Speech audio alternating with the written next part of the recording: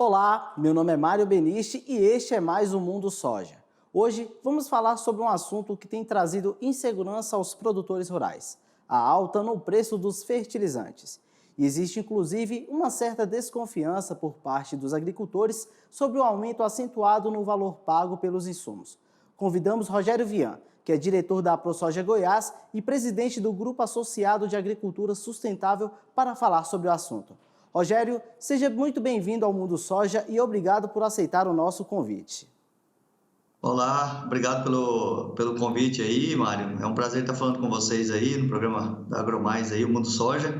Realmente é um assunto que é complicado, né, e está preocupando agricultores aí do Brasil inteiro aí, a questão dos custos de produção, né, não só dos fertilizantes, mas dos defensivos, de modo geral, né, mas principalmente os fertilizantes. Obrigado pela oportunidade. Rogério, hoje os produtores de grãos enfrentam um grande desafio para a aquisição de insumos e assim tocar a produção. Podemos dizer que o preço dos insumos está entre os principais desafios aos produtores? Ah, com certeza, né? Hoje aí em torno de 40% aí do custo total, né, dos agricultores hoje fica na questão entre os defensivos e que são o custo mais caro e os adubos, né, o NPK, com certeza os fertilizantes são o peso mais alto da balança, né? Então, preocupa realmente os agricultores, né? Os agricultores ficam temerosos, né? Saber se, primeiro, se ia ter o adubo, né? Isso a gente já viu que o governo conseguiu garantir. Segundo, é o custo, né? Porque como é que você vai fazer?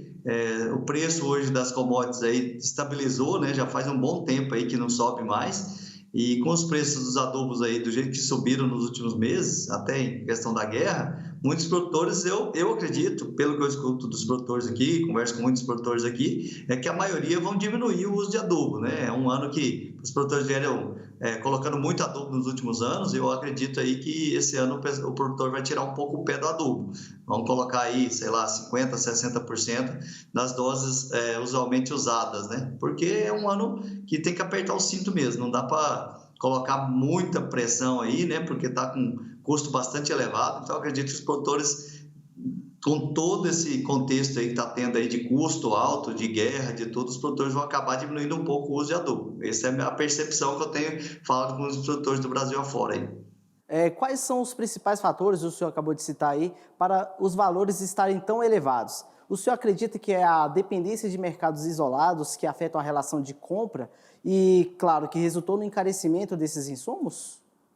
Um dos fatores com certeza né? O Brasil é muito dependente, né? A gente hoje importa 85% de todo o NPK que o Brasil utiliza, né? Isso é terrível para um país que é um dos maiores produtores mundiais, né? Um dos maiores exportadores mundiais, ser extremamente dependente, igual o Brasil né? No caso do KCl, então, do cloreto de potássio, é pior ainda, né? 96% de dependência. E aonde está esse cloreto, né? Justamente está lá na Rússia, né? Onde está tendo conflito lá com a Ucrânia, né? Então, a gente não pode mais, o Brasil tem que mudar essa chave, né? Todos os países produtores, exportadores, têm uma dependência muito menor que o Brasil, né? O Brasil é o maior dependente de todos, né? Então, você pega aí Índia, China, Estados Unidos, eles dependem de 40%, 30%, 40%, no máximo 50%, né? O Brasil depende em 85%. Então, isso é um dos fatores, mas a gente acredita muito que não pode ser só isso, dobrar o preço dos adubos, igual aconteceu do ano passado para cá, não tem só essa questão da guerra, né? A gente viu o petróleo, a gente viu várias commodities aí subindo bastante, mas a questão dos fertilizantes é realmente um cartel, né? São poucas empresas que monopolizam hoje esse mercado, né? A gente costuma falar que não enche uma mão, né? Os dedos da mão, então acaba que vira bastante complicado, porque são poucas empresas que comercializam, poucas empresas que importam, e acaba que elas colocam um preço aí. E a gente sempre fala isso, só existe adubo caro porque a soja subiu. Só que na colheita, quando o adubo subiu, nós estávamos comercializando soja a R$200. E hoje, a soja, pelo menos aqui na minha região, em Goiás, está em torno de R$158. E o adubo praticamente não abaixou. De acordo com um levantamento feito pela ProSoja, as empresas de fertilizantes têm obtido lucros de até 300%, se comparado com a última safra. Como o setor está trabalhando para averiguar essa situação e também ter esclarecimento das empresas que fornecem fertilizantes? Isso aí é complicado, a gente sabe que o lucro delas tá absurdo, né? Como o do petróleo também, a própria Petrobras, né? Então vai na mesma linha, né?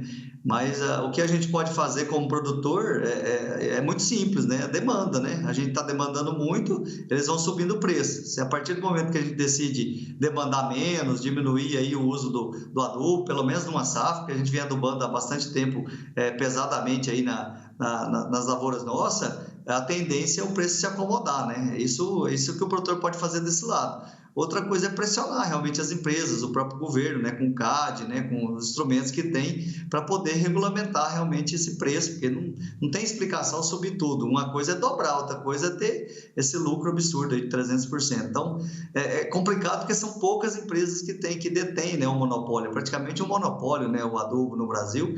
Então, elas sentam numa mesa e decidem o preço, né, e o produtor, que é o consumidor final, cada um num canto do país, cada um com uma logística diferente, cada um tem que correr atrás, né, para conseguir pelo menos o adubo para a próxima safra. A gente sempre compra safra por safra e agora ficou muito complicado. Muitos produtores não compraram adubo ainda.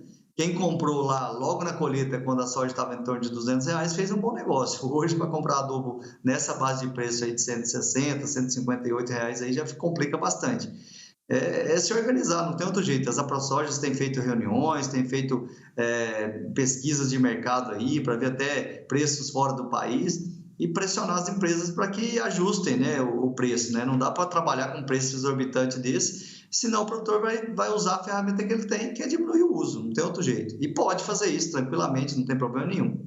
O senhor até colocou um assunto interessante aí, que é relatos de formação de cartel por parte de algumas empresas, que, claro, resulta em encarecimento dos insumos, né? Existe, de fato, essa desconfiança, e claro que existe o que o senhor acabou de falar, né? E como o setor produtivo está fazendo para esclarecer esse fato e tomar as medidas mais cabíveis? Há bastante tempo a gente já nota isso, né? Já vem as empresas, vem comprando, uma vem comprando a outra. Isso acontece nos defensivos também, isso acontece em vários setores, né? É a tal da globalização, a própria questão de pandemia acelerou muito mais esse processo ainda também, né? As empresas grandes compraram outras empresas menores, né? Isso aí é um jogo do mercado, né? É muito difícil a gente interferir numa questão dessa, né? Como eu falei, do produtor basta ele demandar menos, né? A própria ProSoja Mato Grosso, ela está batendo firme na tecla aí, a gente conversa muito, está sempre em assembleia, quando a gente faz assembleia pela ProSoja Brasil, e assim, ela tem pregado muito lá no Mato Grosso a diminuição do uso de adubo. Olha, vamos reduzir em 50%, né? Quem está usando 400 quilos, vamos usar 200, quem está usando 300, vamos usar 150. A gente vem adubando aí há muito tempo, muito pesado aí na agricultura. Esse ano é um ano de tirar o pé. Pra você ter uma ideia, meu pai já é falecido há 18 anos já, e ele já falava isso, ele falava, não, em ano de crise, o ano é o ano de tirar o pé do adubo. A gente vem adubando há bastante tempo, então vamos tirar o pé. Vamos diminuir aí 50%, 60% da dose que a gente utilizaria e vamos seguir em frente. Um ano, dois, isso não é o fim do mundo. Então, a gente tem que usar essa arma para poder baixar o custo de produção. E assim, é muito normal isso no mercado, esses oligopólios, né? Então, é difícil, porque governo nenhum barra esse tipo de coisa, é muito complicado, não só aqui no Brasil, mas o que a gente vai fazer como produtor? Ou a gente se organiza para comprar volumes, importar de fora, de outra empresa, como é que a gente vai fazer isso? Porque as empresas que estão aqui no Brasil se juntaram e elas estão muito fortes, elas balizam o preço que elas querem, né? Então, isso é em relação a crédito, isso é em relação a defensivo, isso é em relação a tudo, né? Da nossa parte, a gente tem que diminuir a demanda, outro jeito não tem. Ou trocar as formas de se adubar também, né? A gente mesmo aqui trabalha muito com outras fontes, né, de adubo, né? A gente trabalha muito com os estercos, né, com as compostagens, né? Trabalhamos com remineralizadores de solo também, os pós de rocha. Então, a gente consegue driblar aí essa questão, que não são dolarizados, né? Então, e a gente consegue trabalhar regionalmente. Outra ferramenta que a gente pode utilizar e que às vezes muitos produtores acabam deixando é a questão da própria calcário, né? Quando você está com falta de calcário na sua área, você acaba tendo que usar mais adubo. Então, é um ano de você investir mais em calcário, por exemplo, do que adubo. Então, são ferramentas, usar as ferramentas a seu favor. A questão da própria plantio, né? De safrinha, né? A gente vem sofrendo aí há 2 anos aí com seca, pelo menos aqui na nossa região, com uma seca severa na safrinha. Diminuir um pouco o plantio de safrinha, de milho, né? Fazer mais os mix de plantas de cobertura, trabalhar com outras culturas que demandam menos adubo. Esse é o que o produtor pode fazer.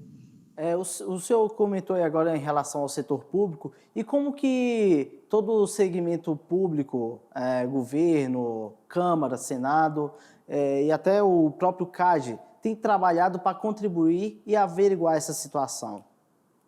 Então, eu tenho participado, eu como presidente do GAS e até pela ProSoja, a gente tem participado de muitas audiências públicas, sabe? Tanto a Câmara como o Senado, tem se movimentado bastante nesse intuito aí, sabe? Principalmente agora com relação aos bioinsumos. Vocês devem estar acompanhando aí a questão dos bioinsumos.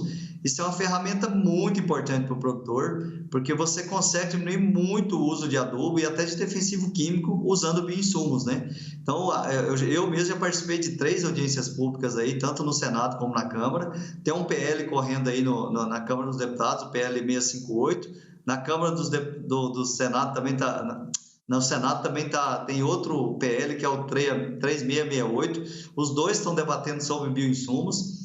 E também já participei na Câmara de 2 debates já sobre os remiolizadores. Então, assim, você usando os remiolizadores, que são os pós de rocha, você consegue melhorar a eficiência do NPK. Não é que você vai substituir ele, não. Ninguém aqui está falando de substituição de NPK. Mas você consegue melhorar muito, né, a eficiência do NPK. Então, são ferramentas que o setor produtivo, o próprio governo está olhando muito para isso. O governo federal lançou o Programa Nacional de Fertilizantes há uns 45 dias atrás, e dentro desse programa já contempla os remiolizadores, inclusive com linha de crédito agora, né, de investimento para que você financie esse insumo, né? Então, está todo mundo se mexendo, né? O governo já percebeu há bastante tempo essa dependência nossa e está trabalhando firme aí para procurar outras alternativas aí, para a gente não ficar realmente refém, né? Porque o que acontece com o produtor hoje é que ele está refém de um mercado muito reduzido, de poucas empresas que elas colocam o preço de acordo com a conveniência delas, né? O senhor citou aí, eu pergunto, e o CAD, ele já se manifestou, já tem trabalhado aí, conversou com o setor produtivo e tem analisado essa situação, senhor Rogério? Então, a gente teve uma reunião, inclusive, com o presidente da República, no mês de março ainda, né? As AproSojas todas reunidas com o presidente Bolsonaro, e foi questionado isso, né? A questão do CAD aí, né? Dessa questão dos monopólios dessas empresas, né?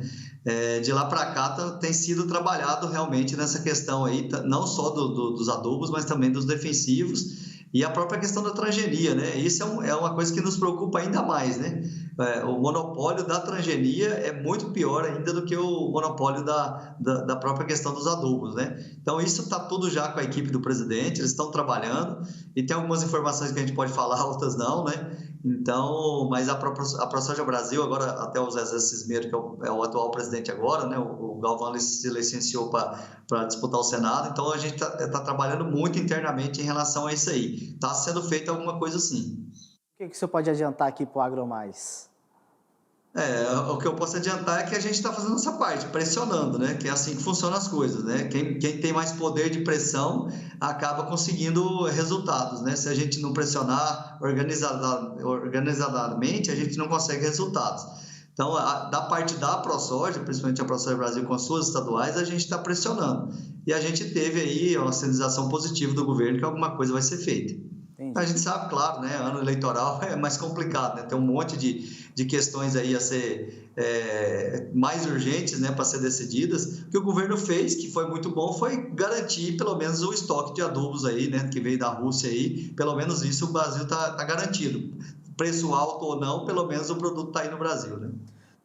Senhor Rogério, e por falar em setor público, né, a gente até acabou de mencionar aqui, uma das saídas para a redução dos preços dos fertilizantes é dar celeridade ao PL dos defensivos em tramitação no Congresso Nacional, né? Seria essa uma das soluções mais viáveis, senhor Rogério, que o senhor acabou até de falar aí? O senhor pode explicar um pouquinho para a gente sobre esse PL dos defensivos em tramitação lá no Senado? Então, tem 2 PLs, né? Eu falei dos PLs que estão no Senado e na Câmara, esses são dos bioinsumos. E tem o PL dos defensivos também que está na Câmara, né? Inclusive, faz tempo que estão para ir para votação e não consegue chegar num denominador comum. O que o setor organizado está fazendo é pressionar para que se passe logo, né, esse PL dos defensivos, para que também ajude na diminuição de custo de produção, né?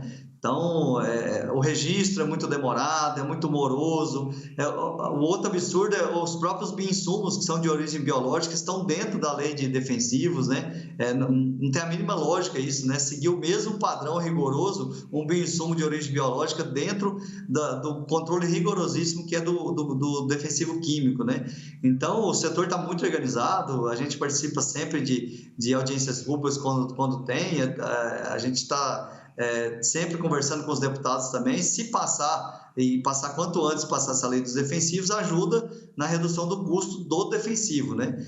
E com relação aos bioinsumos, que são de origem natural, né, que são biológicos, né, basicamente, a gente tá pressionando bastante, principalmente a Câmara, para que acelere aí, a votação, né, que vá para o Senado o quanto antes, porque aí o produtor consegue reduzir, né? A gente tem excelentes produtos biológicos aí, já lançados no mercado, inclusive pela Embrapa, que você reduz o uso de fósforo, que você reduz o uso de potássio, que você reduz o uso de nitrogênio, né? Que é o principal gargalo nosso, o NPK, né? Então, a gente hoje tem excelentes ferramentas biológicas hoje para que você reduza o custo de adubação, para que a gente não fique tão dependente assim. Depois que você tiver... O nosso grupo trabalha basicamente com isso, né? Nosso grupo trabalha há bastante tempo, nós já estamos 9 anos já de fundação, e a gente trabalha basicamente nisso, usando os bioinsumos, usando os biológicos, as compostagens, usando o que tem na região aqui. Por exemplo, aqui na nossa região tem a BRF, tem o Marfrig, que tem grandes quantidades de composto, né? Composto orgânico. E aí, trabalhando com esses biológicos, você consegue reduzir tranquilamente aí 50%, 60%, até 80% do uso do NPK. Então, é isso que a gente tem que fazer. Nós, como produtor, se organizar em cooperativas ou em associações e trabalhar com outras alternativas que não só o NPK. O problema é que o Brasil trabalhou há muitos anos com só essa opção. E a gente tem excelentes ferramentas. A Embrapa tem trabalhado com várias cepas de bactérias, de fungos aí, que ajudam a disponibilizar o fósforo, por exemplo. A própria Embrapa fala que nós temos mais de 180 bilhões de um estoque de fósforo no solo que a gente não consegue disponibilizar para as plantas. E o melhor jeito de fazer isso é usando os biológicos. Então, temos ferramentas para isso. Basta que a pesquisa, basta que o governo, que a gente consiga fazer esse trabalho de forma conjunta e usar quanto mais biológico usar no nosso manejo, melhor. O setor produtivo, a ProSoja, tem conversado com as empresas, feito reuniões, encontros, para debater essa questão do preço, seu Rogério? Não, até que não, porque a gente já viu que é bater em ferro frio, sabe? Não adianta não, porque as empresas elas têm as metas delas para bater. É perca de tempo a gente ficar debatendo com isso. As brigas que a ProSoja costuma pegar para brigar é justamente com as empresas de transgenia, né? Isso a gente tem várias demandas aí em relação à transgenia, em questão do CAD. Essa questão, a ProSoja tem várias demandas com relação a isso. Mas com relação a adubo e defensivo, o que a gente faz é gritar, né? O que a gente está falando aqui, falando com a imprensa, mas não adianta fazer reunião com a empresa para baixar o preço deles, eles não fazem isso de jeito nenhum, né? Então, o que a gente tem que fazer é procurar outras alternativas. Fazendo uma breve análise, os fertilizantes têm impactado no custo de produção e, como consequência, o aumento no preço dos alimentos. O setor encontrou alguma alternativa para driblar os custos, como o uso de defensivos biológicos, como o senhor acabou de mencionar? Sim, o setor está se movimentando bastante nisso aí. A gente tem feito várias reuniões com a Embrapa, né, principalmente a Embrapa, para a gente procurar outras soluções. Inclusive, a ProSoja Brasil tem demandado nos últimos 3 anos aí, praticamente 3 a 4 anos, demandado da Embrapa exatamente isso. Né, a questão dos biológicos, a questão do material genético também, né, a gente está pedindo material genético mais resistente, né, mais resiliente, e também a questão dos remizadores. Esse é um pedido frequente da Embrapa, da ProSoja Brasil, com relação a isso, a testar novas ferramentas, testar novas tecnologias. Hoje a gente tem nanotecnologia também, que você consegue reduzir bastante o volume de NPK usado, né? Então, ferramentas existem demais hoje, o que falta às vezes é pesquisa, é focar realmente no que importa, né? A gente não tinha essa preocupação, a gente vinha comprando adubo relativamente barato, né, nos últimos anos, importando, então acabou que é normal, se acomoda, né? Mas agora, com essa tempestade perfeita que está existindo aí com relação à guerra, com relação a dólar, com relação à pandemia, tudo isso que aconteceu, está mais do que na hora do Brasil realmente pensar em ser soberano, né? Não só na produção de alimentos, mas também na questão dos insumos, né? Então, tem um esforço grande aí do governo, das entidades aí realmente, para trabalhando com outras alternativas. E a gente sabe que tem, porque o nosso grupo trabalha com isso. nós temos produtores aí que já reduziram aí mais de 60% o custo de produção direto, né, com o uso de insumos, trabalhando com esses insumos regionais, principalmente os biológicos. Tem muitos produtos biológicos de excelente qualidade que resolvem uma boa parte do problema do NPK. Então, isso é o que o produtor está fazendo. Claro que a gente tem que investir mais em pesquisa, tem vários grupos aí de pesquisa trabalhando com isso, mas principalmente a Embrapa, né, trabalhar mais aí em conjunto com as AproSoja, com o CNA, com federações da agricultura, realmente para trazer soluções para o produtor. Está tendo uma caravana da soja, da soja aí, da Embrapa, que está movimentando o Brasil inteiro aí, mostrando as alternativas que tem para a gente diminuir o uso tanto de defensivos quanto de NPK. Então, a gente tem as soluções, a gente só tem que escalar isso, tem que realmente trabalhar mais fortemente nisso para que chegue a todos os produtores do Brasil inteiro, né? Você acabou de mencionar aí a Embrapa, interessante que até a próxima pergunta, como que a AproSoja tem acompanhado essa caravana da Embrapa, né, que tem participado aí em muitos estados produtores para mostrar como que é feito o uso eficaz dos fertilizantes. Como que a AproSoja tem Então, a acompanhado? Embrapa, opa, desculpa, a ProSoja tem participado, né? A gente tem participado dos eventos nas regiões, né? A gente ajuda a divulgar, que realmente é importante. O que muito produtor, o que muito agricultor não sabe, e até o brasileiro não sabe, é o quanto de estoque de pesquisa que a gente tem guardado dentro das Embrapas, né? A gente tem muita pesquisa que não foi aplicada no campo ainda. É claro, com uma série de dificuldades que a gente sabe, né? Principalmente falta de assistência técnica, né? Então, hoje tem muita pesquisa parada, muita pesquisa que está em stand-by dentro da Embrapa. E eu mesmo fui estagiário da Embrapa Arroz e Feijão em Goiânia. Naquela época eu já escutava dos pesquisadores lá que se a gente utilizasse tudo que a Embrapa já tinha pesquisado, a gente não precisava pesquisar mais nada. Naquela época, isso nos anos 2000, né? Faz 22 anos. Então, a gente tem muita pesquisa que está parada, às vezes por falta de demanda, por falta de oportunidade mesmo, ou nesse caso por uma necessidade, que agora vão começar a chegar no campo. Isso é muito importante, a Embrapa é muito importante para o Brasil, né? Tem muita pesquisa, muito pesquisador aí que tem pesquisado coisas muito importantes. Basta ver a questão do bradyrhizóbio, dos aspirilos, né? O bradyrhizóbio foi descoberto aí há mais de 40 anos aí pela doutora Ana Dobenheim, né? E ela é responsável, essa bactéria é responsável por a gente não colocar nem 1 quilo de nitrogênio na soja. Olha só que incrível, pouca gente sabe disso no Brasil, né? Principalmente o setor urbano, né? Mas a gente não tem que colocar nem 1 quilo de nitrogênio, nem 1 quilo de ureia na soja, graças a essa bactéria que foi desenvolvida pela pesquisa, pela Embrapa no Brasil. Assim como tem o azospirilo também, que é uma bactéria também que a gente usa no milho, que reduz também muito a utilização da ureia no milho. Então, tudo isso tem pesquisa. A gente hoje tem o Bacillus megatherium, por exemplo, que é um produto que a Embrapa fez em parceria com a Simbiose hoje, que você reduz muito o uso de fósforo, você consegue retirar o fósforo que tem no solo. E como tem para nitrogênio e tem para fósforo, também tem bactérias para que extraem o potássio. Você tem plantas de cobertura que faz esse trabalho também. Hoje você tem plantas de cobertura que fixa nitrogênio, a outra extrai o potássio que está lá no solo, por exemplo, o milheto. O milheto é uma extratora de potássio fundamental para você usar no seu manejo, que extrai o potássio que está lá no solo.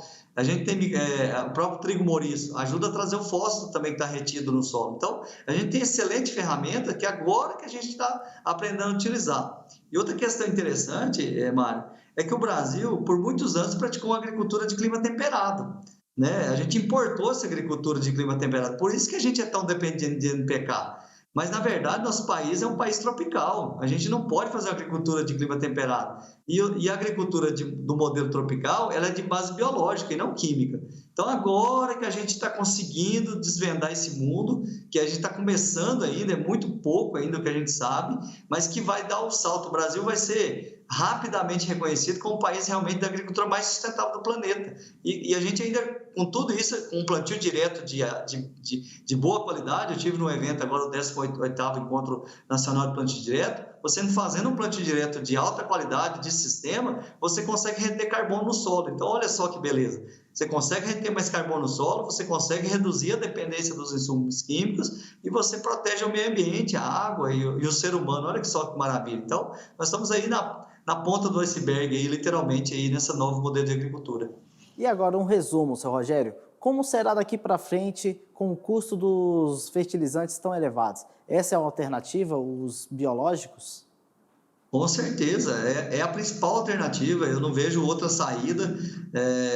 A gente trabalha há muito tempo já usando os biológicos, a gente sabe do potencial que tem. Esse PL que eu falei, do PL que está na Câmara, né, o 658, é muito importante, por quê? Porque ele dá autonomia para o produtor produzir o seu próprio biológico no campo, né? Que são as famosas multiplicações on-farm. Então, com essa ferramenta, você consegue reduzir ainda mais o custo de produção. Então, assim, se você usar os remizadores, usar as plantas de cobertura, usar os compostos que tem no Brasil inteiro, em várias regiões, você usar tudo que tem regionalmente, usando o uso de biológicos, produzindo ele na sua propriedade e fazendo o uso dos remizadores, tranquilamente a gente pode fazer, olha, sem erro, a gente pode reduzir em 50% a dependência do NPK nos próximos 10 anos tranquilamente. Basta vontade política para isso, organização, né? Financiamento, a gente costuma sempre falar isso. O produtor, ele usa o que usa, por quê? Porque tem alguém financiando isso, tem alguém incentivando ele a fazer isso. Mas muda a chave, muda o jeito de se incentivar o produtor. Financia o uso de remizadores, financia o uso de compostagem, financia a construção de biofábricas na fazenda para você fazer o seu próprio bioinsumo, para ver se o produtor não muda. É muito fácil, é como qualquer ser humano. A gente é movido, eu falo assim que o produtor muda de dois jeitos, ou pelo amor ou pela dor. Não tem outro jeito. E agora a gente está sentindo uma dor grande pela dependência e pelos custos de produção. Este, com certeza, é um grande desafio aos produtores, principalmente os de grãos, né?